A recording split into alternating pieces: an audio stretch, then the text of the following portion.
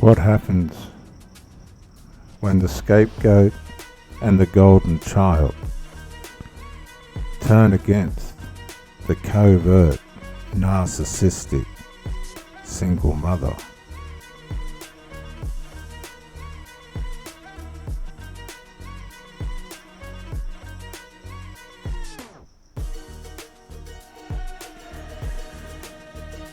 Years can go by, and as the parental relationship breaks down, children's domestic formation and personal characteristic formation takes place in the middle of this chaos. Now, we need to ask ourselves, why is it so traumatic on individuals that are able to mature, that have every opportunity to mature fairly and squarely, and yet there's environments where people are groomed, these children are groomed to be the golden child and the scapegoat. Well, it all comes down to the parenting, doesn't it? And these families are, and often are, very dysfunctional, and they're looking to their children for psychological support. The scapegoat usually takes the blame and rescues the golden child, and then the mother favours the golden child as a victim. The golden child gets all the preferences and all the accolades and grandiose compliments, while the scapegoat usually is more of the ruffian who really couldn't care less whether they get accepted or not. They usually know the covert narcissistic mother and the father. Father's more overt usually, and they will rescue. The scapegoat will usually come to the rescue of the flailing mother and golden child. Not that it makes any difference, but that's just what happens. And what this does is disenable the covert narcissistic mother and the grandiose golden child. Now, where the trouble starts is substances, alcohol, the devil's lettuce. When these things are groomed into the lives of these children by the parents,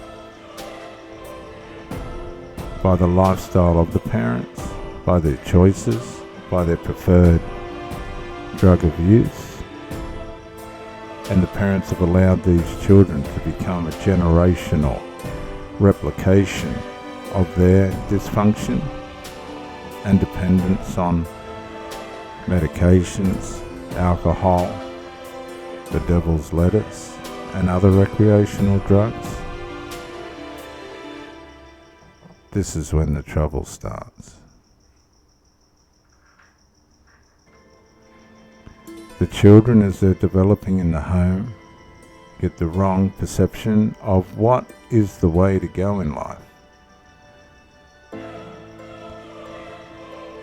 They watch what the alcohol does to the father and his little touch of the devil's lettuce and other drugs. And they watch what the devil's lettuce does to the mother and the stuff that she does. And they try both. But they'll pick one or the other, the alcohol or the drugs, and throw in a few medications with that, and you've got yourself a recipe for psychopathy. Now, as these children get older and things don't add up in their lives, they start to struggle and flail. They've ganged up with the mother usually against the father and driven him out of the house. He's taken off with a younger chick or run to a family member, the dysfunctional, flailing husband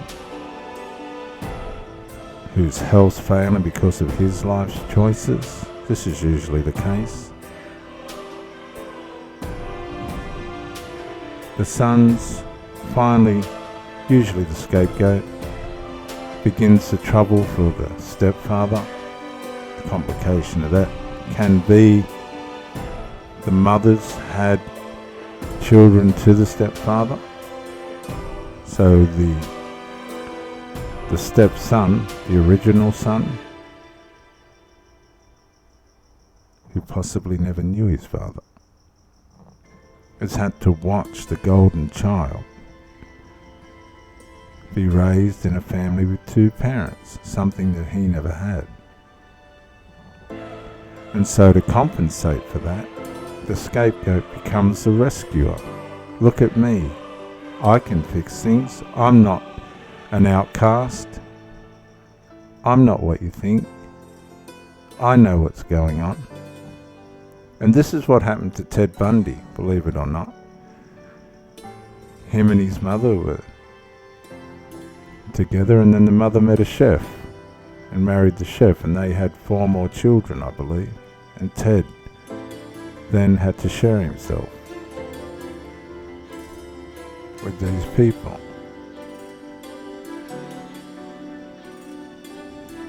Ted become the scapegoat.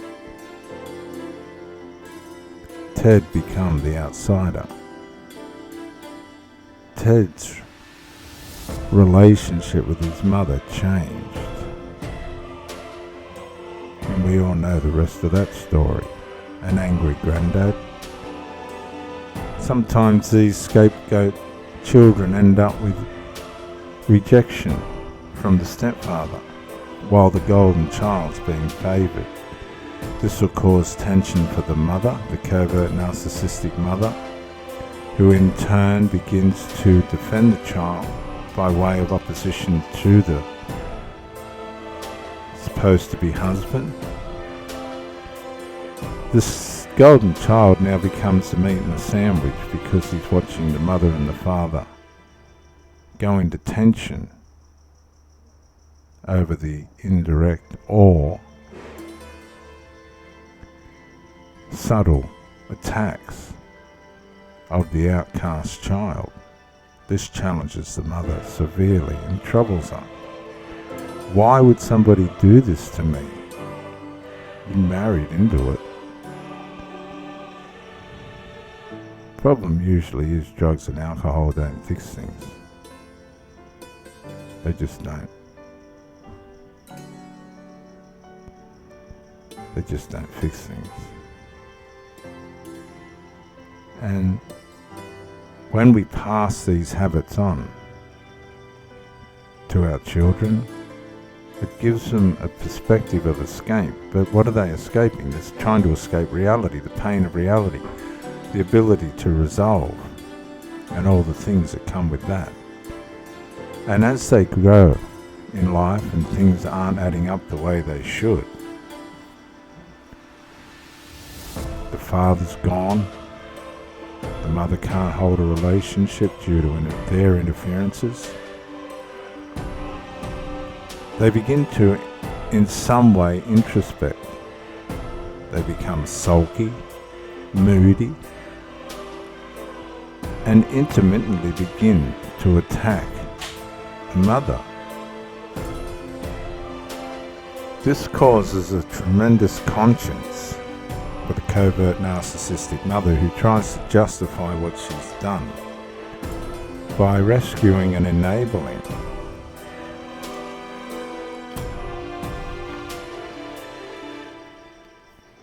But that's abuse.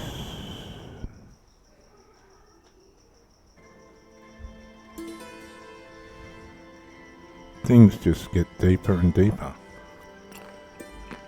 More drugs, more alcohol, more medications, more excuses, more unresolved triangulation, conceitedness, resentment. The golden child plays against the scapegoat to the mother, whinging and whining. And the scapegoat's just trying to find his way. A lot of these people, because they've been drugged or turned to alcohol, think that's the answer to their relationships if things go wrong.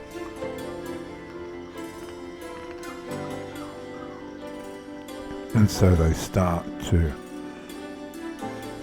depend on the drugs to keep the harmony in the relationship, but they didn't learn anything from what happened to their parents. Division, destruction, brokenness, alcoholism and drug dependence. But as the scapegoat and the golden child get older, something triggers inside them and they start to ask questions about how they've been raised. They begin to look a little bit deeper into the mother's life. They turn to the father. The scapegoat just floats, but the golden child has a lot of questions that he's starting to ask himself. The mother's now at the mercy of the judgment of her parenting. The covert narcissistic mother has now got her spawn, her groomed spawn, starting to ask some very serious questions about her. And being one not to resolve anything, this puts her in a very difficult predicament. A predicament where she's cornered, where she hasn't got any answers for the way in which she's abused her children.